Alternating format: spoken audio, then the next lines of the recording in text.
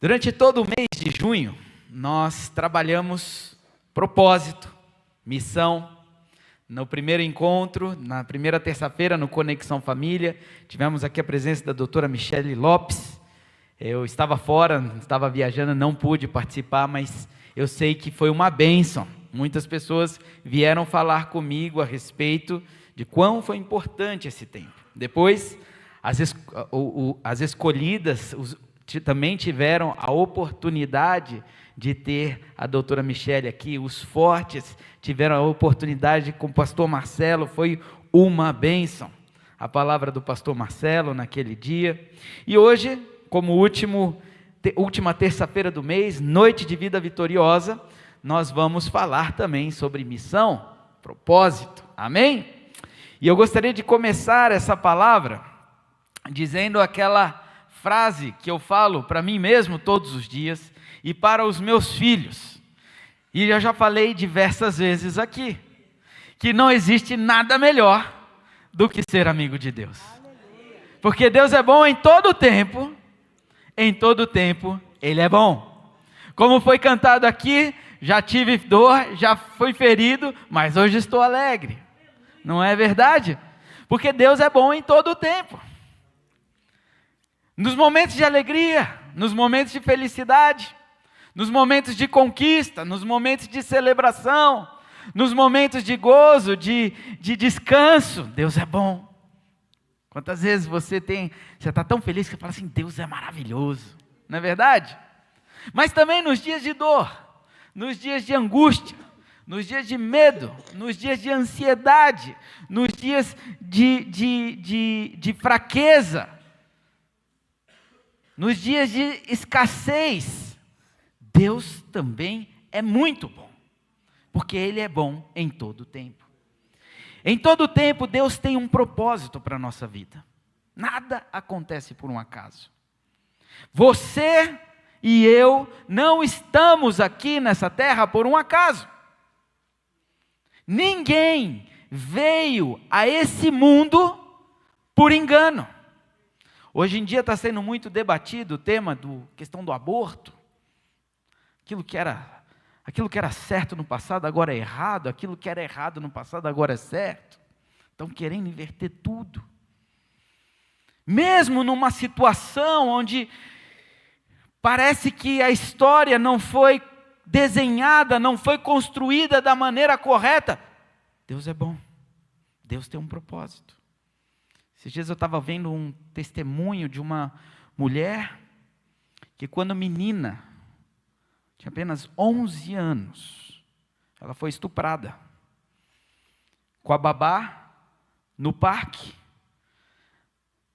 Ela só se lembra que deram algo para ela, a própria babá deu algo para ela tomar. Ela apagou, não se lembra de mais nada. Quando ela voltou, ela já estava em casa, sentindo muitas dores. A mãe achando que ela, ainda deu uma bronca nela, achando que ela gostava muito de andar de bicicleta, e ela falava, você fica exagerando na bicicleta. Não entendia o que estava acontecendo. Depois aquela moça começa a passar mal. A barriga começa a crescer, os médicos não sabem o que é, e quando vão ver, ali tinha uma criança.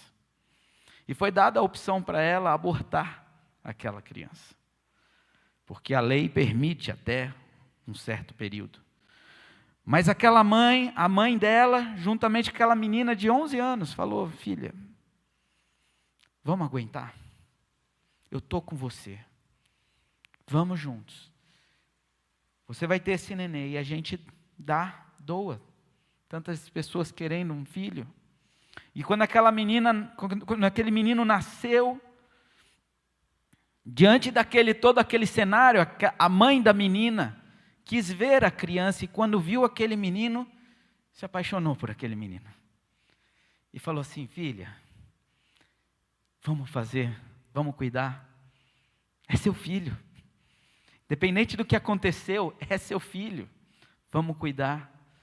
E aquela hoje, já uma mulher, falando, meu filho nasceu de uma maneira totalmente que ninguém tinha planejado. Não era da maneira como a gente queria. Hoje é um homem de 30 anos, pai de família, um excelente pai, um excelente profissional, que cuida de mim, que me ama. Ou seja, mesmo que a história não seja desenhada da melhor forma, Deus tem um plano e Deus tem um propósito para cada um aqui. Ninguém veio aqui por um acaso. Eclesiastes capítulo 3, versículo 1 diz que para tudo, Eclesiastes capítulo 3, versículo 1 diz que para tudo há uma ocasião certa. Há um tempo certo para cada propósito debaixo do céu. Momentos bons, há um propósito. Momentos ruins, momentos de dor, momentos de tristeza, há um propósito. Tudo há um propósito. Às vezes a gente não entende. Acontecem coisas na nossa vida que a gente não consegue compreender. A gente precisa às vezes passar por momentos difíceis, momentos de dor, momentos de perda, que a gente não entende. Por que isso está acontecendo comigo, Senhor? Por que eu perdi um ente querido? Por que esse relacionamento não deu certo? Por que eu perdi meu emprego, esse contrato que eu tanto queria, que era tão importante para mim? Por que, Deus? E a gente lembra daquela música que vira até meme, né? Socorro, Deus! Socorro, Deus! Momentos que a gente não entende. Mas Eclesiastes capítulo 3, versículo 11, também diz assim, Eclesiastes 3, 11, ele fez tudo apropriado ao seu tempo. Também pôs no coração do homem o anseio pela eternidade. Mesmo assim, ele não consegue compreender inteiramente o que Deus fez, o que Deus faz. Porque a gente é muito limitado, irmãos. Nós estamos nesse corpo e a nossa mentalidade é pequena diante daquilo que Deus pode fazer. Porque nós estamos limitados a leis e regras. Se eu sair andando aqui, eu posso vir até aqui. Se eu der mais um passo, eu vou cair. Por quê? Porque existe uma lei, a lei da gravidade, graças a Deus pela lei da gravidade. Senão ia viver todo mundo voando no espaço. Não é verdade? Mas o criador da lei da gravidade, se ele disser, continua, que você vai andar, não embaixo, mas em cima, eu posso ir. E eu vou andar até o final. Nunca vi isso. Mas se ele falar, acontece. Eu também nunca vi ninguém andar sobre as águas. Eu nunca andei sobre as águas. O máximo que eu consegui foi surfar um pouco, alguns metros, com uma prancha. Mas Pedro andou sobre as águas. Porque a forma como Deus faz é diferente da forma limitada como nós pensamos ou agimos. A forma como Ele faz é diferente. É difícil nós entendermos algumas coisas, porque a forma como Deus age é diferente da forma como a gente age.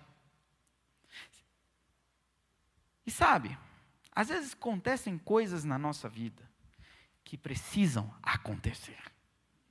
Vocês já repararam, pelo menos assim tem acontecido na minha vida, todas as vezes que está para vir uma bênção especial, uma bênção grande na minha vida, o mar se agita. É assim com vocês também? Todas as vezes que vem uma bênção, começa a vir uma tempestade, e parece que as coisas não dão certo, e parece que a gente lá em casa começa a brigar mais, falta paciência, e vem o cansaço, e vem o desânimo, e vem isso, vem aquilo. Esses dias eu estava falando para minha esposa, amor, vem bênção aí. Vem bênção. Porque quando o mar começa a se agitar, é porque vem bênção. Quando você olha a história dos grandes homens e mulheres de Deus, antes da promessa, veio provação. Antes da promessa, veio momentos difíceis. O que acontece é que muitas vezes Deus quer nos promover para patamares mais altos. E para essa promoção acontecer, é preciso acontecer algumas coisas na nossa vida. Eu me lembro quando eu trabalhava na IBM, eu tinha o sonho de ser gerente naquela companhia. Eu já liderava algumas equipes, mas eu queria ser gerente. E um dia eu conversando com um dos gerentes, o gerente da minha gerente, ele me chamou para uma conversa, ele falou, o que você quer? Eu falei, eu quero ser gerente aqui. Ele falou, é que eu vejo que você ainda falta algumas coisas para você. Você ainda precisa passar por algumas experiências. Ele falou assim, então, é isso que você quer mesmo? Você tem certeza? Eu falei, tenho, é isso que eu quero. Ele falou, então, eu vou proporcionar algumas experiências para você. Meus irmãos, foi só bucha. Foi só bucha. Eu queria ganhar mais, veio bucha, veio problema. Eu me lembro que foi a época que eu mais trabalhei na minha vida, lembra, amor? Uma vez eu voltando de férias, sábado, eu voltava na segunda, no sábado ele me liga, ele fala assim, Estevão, você precisa estar aqui segunda-feira, às 9 horas nós temos uma reunião no cliente, o bicho está pegando aqui, e eu preciso de você. Então chega aqui 7h30, porque eu preciso alinhar com você tudo o que está acontecendo, porque a gente precisa arrumar essa situação. E lá estava eu, fui para São Paulo, 7h30 da manhã, estava lá. Irmãos, eu fui para a reunião, eu voltei sexta-feira para casa. Ainda bem que a Sharon trabalhava lá e sabia que era trabalho mesmo. Mas depois daquela turbulência, depois daquelas experiências, ele virou e falou assim, agora você está preparado. Agora você está pronto para assumir esse desafio. Sabe, muitas vezes a gente precisa passar por situações na nossa vida, porque Deus quer nos promover para um patamar mais alto. E é necessário isso. Lá em João, capítulo 13, versículo 7, Jesus estava nos seus últimos dias, aqui na terra como homem, e ele estava lavando os pés dos seus discípulos, e quando ele vai lavar o pé de Pedro, Pedro fala assim, Senhor, mas o Senhor vai lavar meu pé? E Jesus disse, você não compreende agora o que eu estou lhe fazendo, mais tarde, porém, você entenderá. Muitas vezes nós passamos por momentos difíceis, que na hora a gente não entende, mas lá na frente, Deus nos traz o entendimento. Lá em Atos capítulo 7,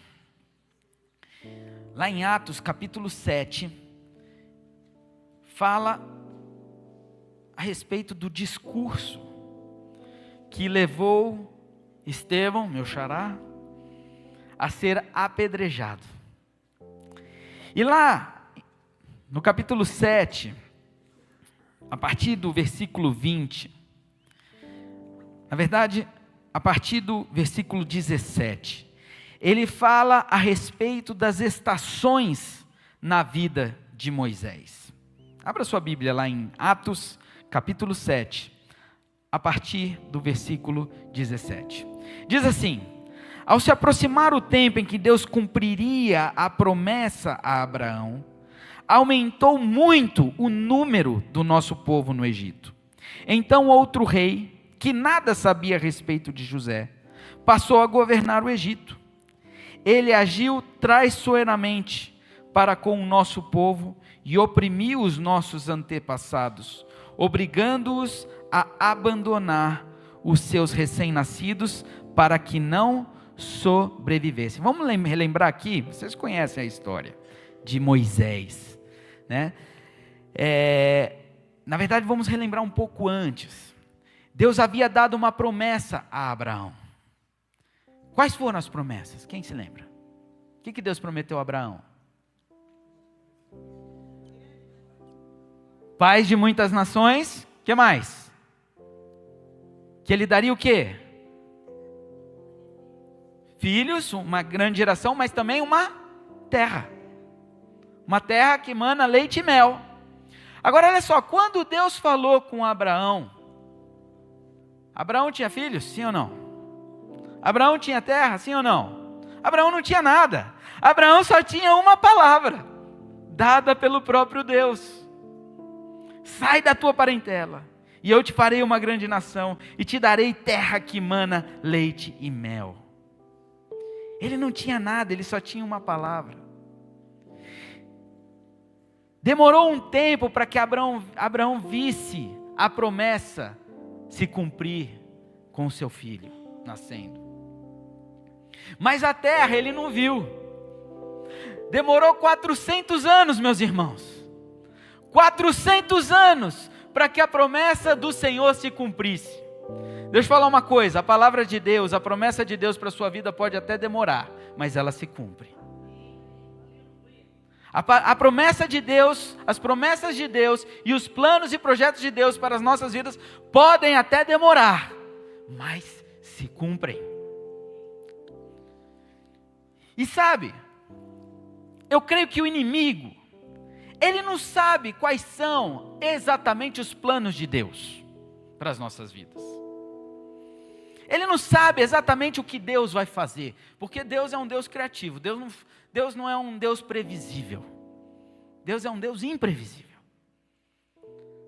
Quando o povo estava de frente para o mar, o que seria previsível? Constrói uma ponte, ou derrota os inimigos, ou muda a cabeça do faraó. Isso seria previsível, sim ou não? Alguém pensaria em abrir o mar? Foi isso que Deus fez. Quando o povo estava no deserto, precisava de comida, o que seria mais fácil? Brota comida. Dá plantação no deserto. A gente está vendo hoje a profecia se cumprindo. O deserto nascendo plantação no deserto. Isso seria previsível. O que Deus faz? Faz cair do céu a comida. Deus é um Deus imprevisível. Ele não faz aquilo que a gente imagina. Então o inimigo, muitas vezes, ele não sabe quais são os planos do Senhor, mas ele percebe a movimentação no mundo espiritual. Ele começa a perceber quando a promessa está para se cumprir. Ele sabe as promessas que Deus já falou e proclamou e disse a respeito das pessoas. E ele sabe que aquilo vai acontecer. E quando ele começa a sentir que aquilo está para chegar, ele começa a se movimentar também. Eu fico imaginando que no mundo espiritual deve ter a famosa rádio peão. Não tem nas empresas a rádio peão? Vai ter uma mudança na empresa, todo mundo já sabe, né? No dia que vai anunciar, todo mundo já sabe o que vai acontecer. Não é assim? Acho que quando Deus vai fazer alguma coisa, tem a rádio peão. E aí o inimigo fica doido, vamos tentar segurar, vamos tentar atrapalhar. E aí o que ele quis? Ele sempre vai tentar atrapalhar os planos de Deus. Ele vai levantar um endemoniado para tentar matar as crianças. É o que aconteceu aqui. Alguma coisa está para acontecer. Mata os meninos. Mata os meninos. Destrói. Acaba. Mas, meu irmão, Deus nunca vai perder uma batalha. Deus nunca vai perder uma batalha. O que nós precisamos é apenas uma palavra, uma promessa. Porque quando Deus nos dá uma promessa, Ele é fiel para cumprir. Atos 7, de 20 a 22, diz assim: naquele tempo nasceu Moisés, que era um menino extraordinário. Ele veio com uma promessa, para um propósito. Por 3 meses ele foi criado na casa de seu pai. Quando foi abandonado, a filha do faraó o tomou e o criou como seu próprio filho. Moisés foi educado em toda a sabedoria dos egípcios e veio a ser poderoso, presta atenção nessa palavra, em palavras e obras. Em palavras e obras. O que seria o provável?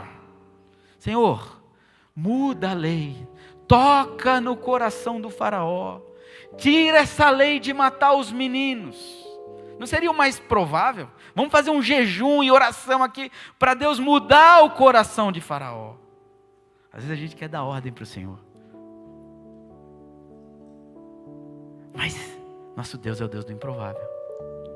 Ele falou, não, endurece o coração. Endurece o coração do faraó. Deixa ele com o coração duro aí, porque eu tenho outro caminho aqui. Não vai ser o coração endurecido do faraó que vai impedir da promessa e os planos e os projetos que eu tenho para o meu povo. Moisés podia ser um nenê quietinho, um nenê que não chora, caladinho, mas não. Com 3 meses ele berrava de madrugada. Eu lembro do meu filho, 3 horas da manhã berrando. Acordava o prédio inteiro. Eu fico imaginando que Moisés era a mesma coisa. Berrava, forte, extraordinário, porque Deus tinha planos para a vida dele. Então, vocês conhecem a história. A mãe dele vai lá, prepara um cesto, coloca o menino no cesto, põe lá no rio, a filha do faraó encontra, e Moisés, ele é educado. Recebe a melhor educação da época. Ele vive como um príncipe, criado, educado como um príncipe. Vestia vestes reais, andava pelo Egito como príncipe, se comunicava como príncipe, dava ordens como príncipe. Esse era Moisés, durante os primeiros 40 anos dele. Durante os primeiros 40 anos dele, ele viveu dentro do palácio como um príncipe. Mas tudo a seu tempo. Tudo ao seu tempo. E passados 40 anos, agora a gente lê Atos 7, de 23, a partir do verso 23. Ao completar 40 anos, Moisés decidiu visitar seus irmãos israelitas. Ao ver um deles sendo maltratado por um egípcio, saiu em defesa do oprimido e o vingou, matando o egípcio. Presta atenção, ele pensava que seus irmãos compreenderiam que Deus o estava usando para salvá-los, mas eles não o compreenderam. No dia seguinte, Moisés dirigiu-se a 2 israelitas que estavam brigando e tentou reconciliá-los, dizendo: homens, vocês são irmãos, por que ferem um ao outro? Mas o homem que maltratava o outro empurrou Moisés e disse: quem o nomeou líder e juiz sobre nós? Quer matar-nos como matou o egípcio ontem? Ouvindo isso, Moisés fugiu para Midian, onde ficou morando como estrangeiro e teve 2 filhos. Moisés era o príncipe, andava como príncipe, tinha autoridade de príncipe,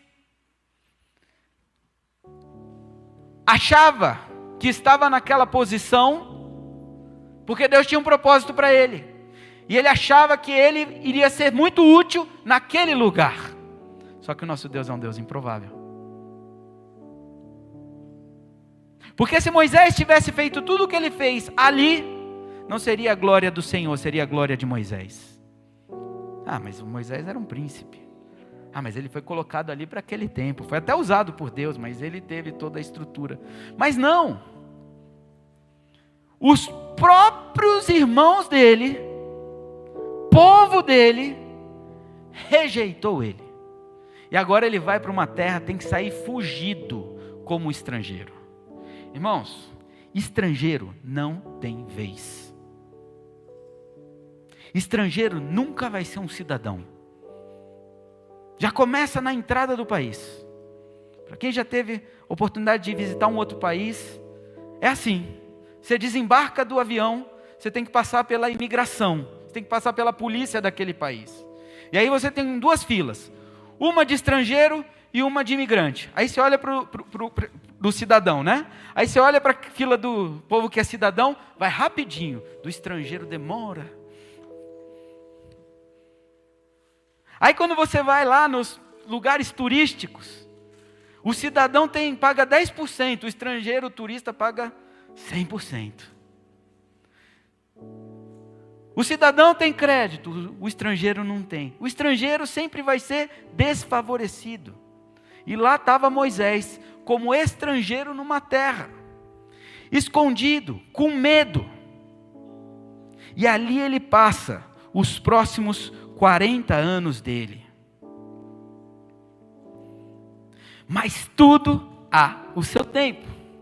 Quando ele estava esquecido, como estrangeiro, vivendo uma vida que não tinha muito propósito, o Senhor vem para restaurar e levantá-lo para o cumprimento da sua missão aqui na terra.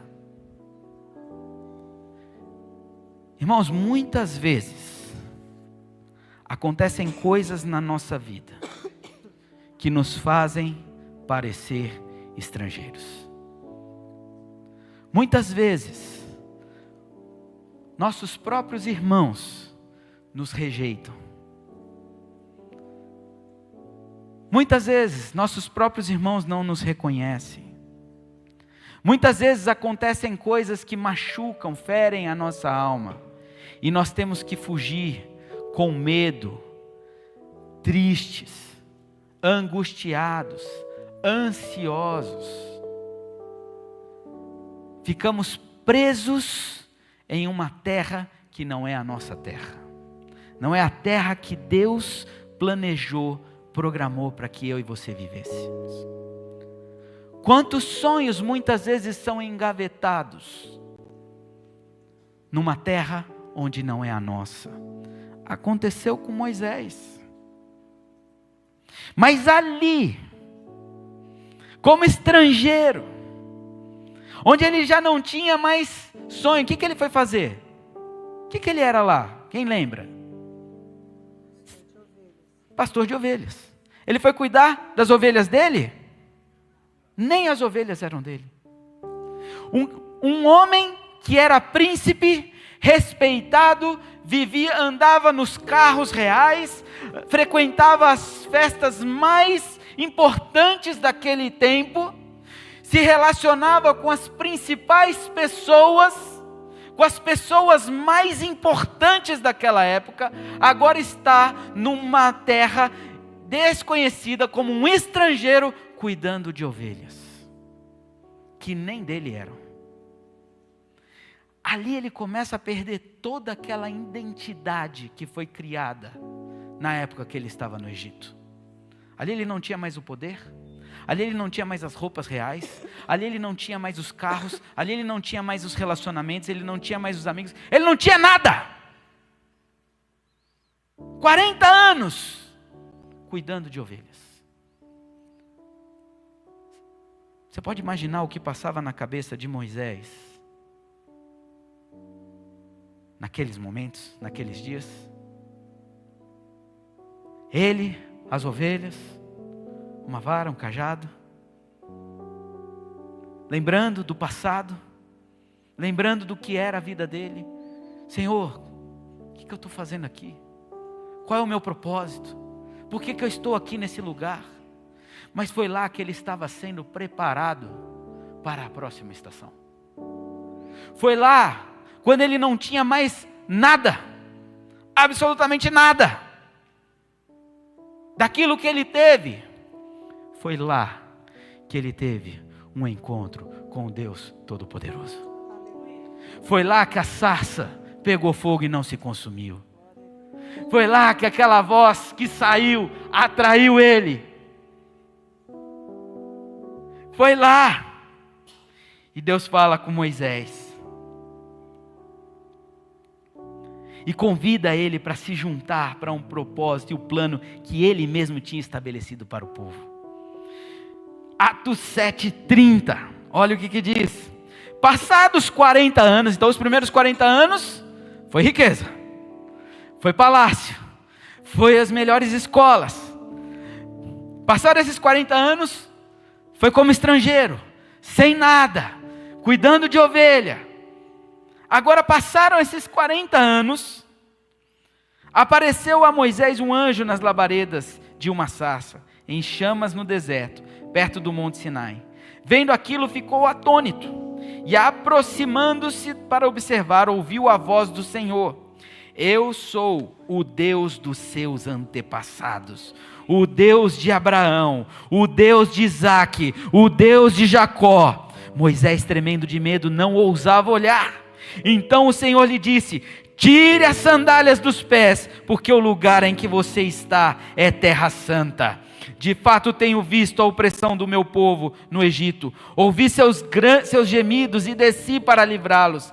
Venha agora e eu o enviarei de volta ao Egito. Este é o mesmo Moisés que tinham rejeitado com essas palavras. Quem o nomeou líder e juiz? Ele foi enviado pelo próprio Deus para ser líder e libertador deles, por meio do anjo que lhe tinha aparecido na sarça. Ele os tirou de lá, fazendo maravilhas e sinais no Egito, no Mar Vermelho e no deserto durante 40 anos. Aquele mesmo Moisés que foi rejeitado quando estava com roupa de autoridade, quando tinha poder, a autoridade foi rejeitado. Agora aquele Moisés que não tinha mais autoridade, não tinha mais poder, não tinha absolutamente nada, a identidade dele tinha sido completamente tirada. Agora Deus vira para ele e fala assim: ei, levanta daí que eu tenho um plano para você. Levanta daí que eu tenho uma missão para você.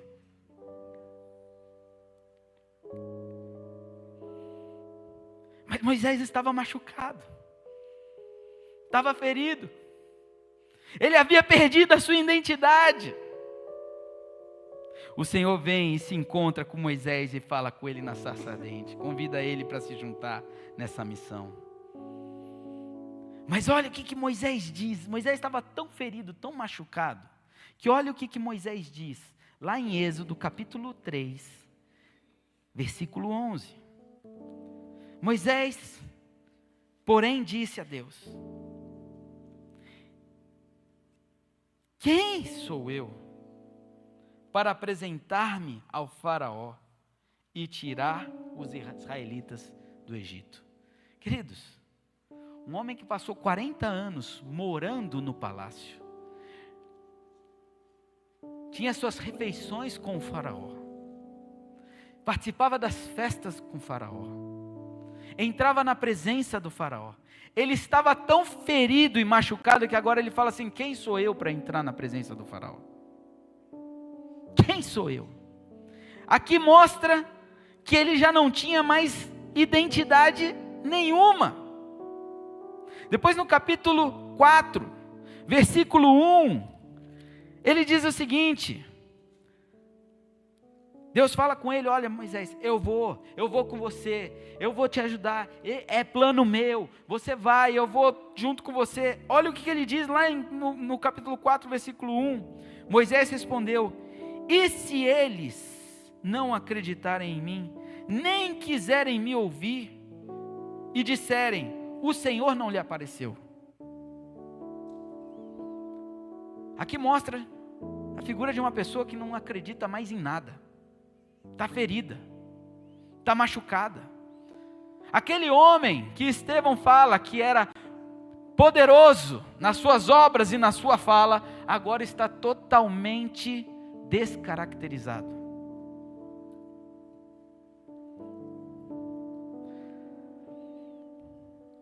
Capítulo 10, disse-lhe o Senhor, disse porém Moisés ao Senhor: ó Senhor, nunca tive facilidade para falar, nem no passado, nem agora que falaste ao teu servo, não consigo falar bem. Irmãos, um homem que foi criado com a criação dele, vocês acham que Moisés realmente não falava?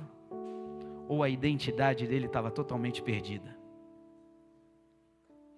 Aquilo que Deus tinha dado na mão dele, dons, talentos, ensino, educação, toda a instrução, havia se perdido.